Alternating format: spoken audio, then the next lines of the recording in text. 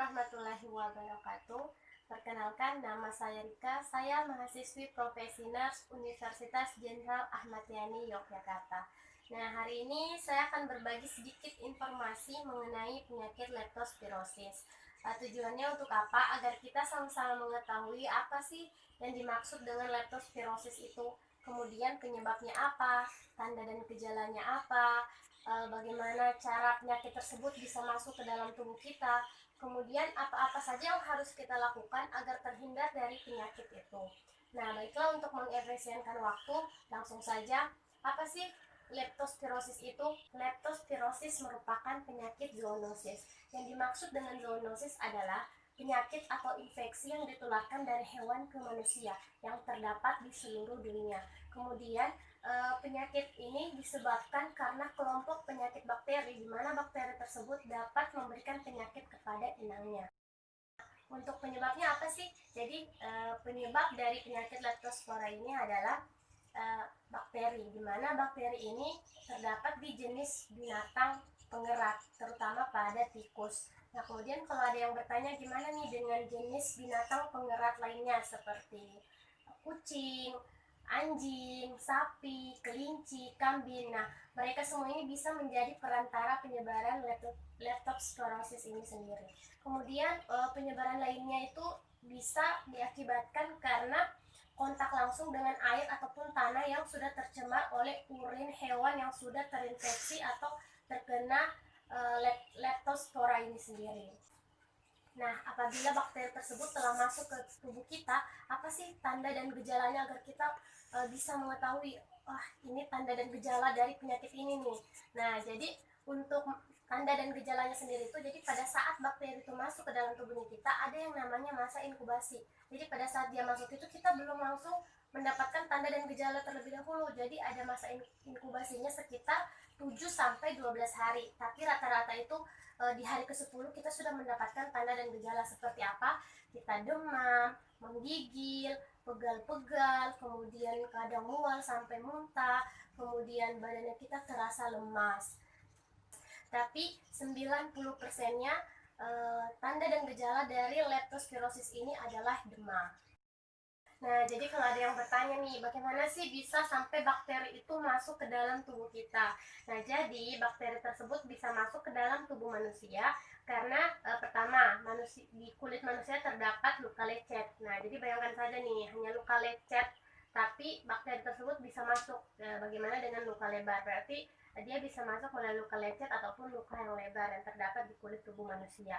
Kemudian selain itu, bakteri ini juga bisa masuk melalui konjungtiva, di mana konjungtiva ini terdapat di daerah mata kita.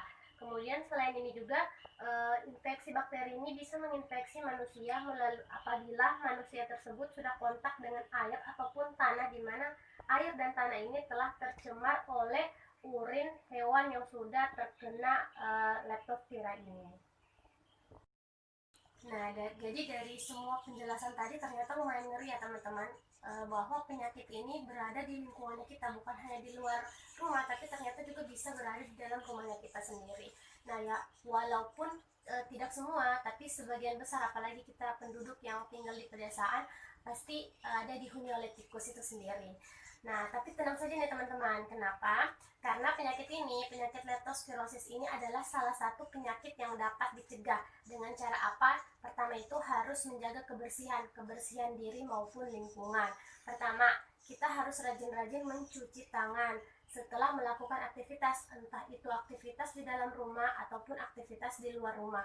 Karena kenapa? Karena kita tidak tahu nih sudah menyentuh barang, apakah barang tersebut sudah tercemar oleh bakteri tersebut atau tidak. Sedangkan penyebarannya itu sangat mudah, bisa hanya melalui luka lecet, kemudian bisa melalui mata, seperti itu.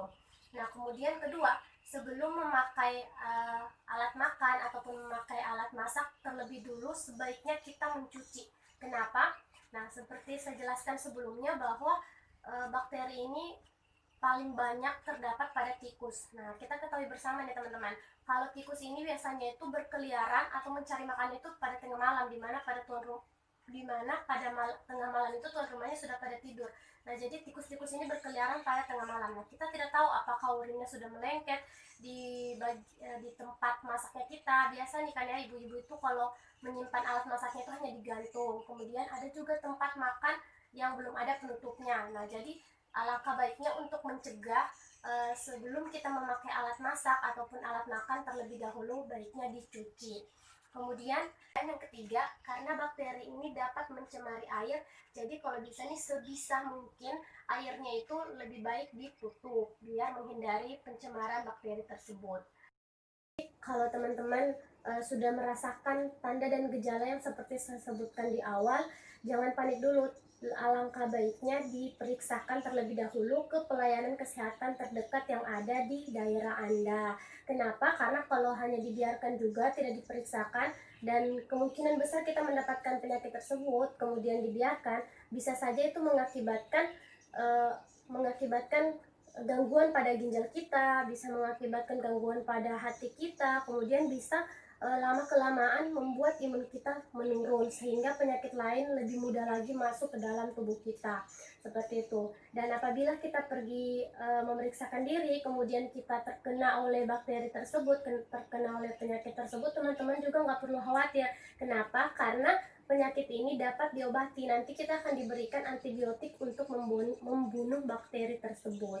Nah, baiklah teman-teman, mungkin cukup sekian sedikit informasi mengenai leptospirosis. Semoga bermanfaat untuk teman-teman semua, dan untuk tips dan cara pencegahannya bisa kita lakukan bersama-sama di rumah agar kita terhindar dari penyakit ini. Saya akhiri, wabillahi taufiq wal hidayah. Wassalamualaikum warahmatullahi wabarakatuh.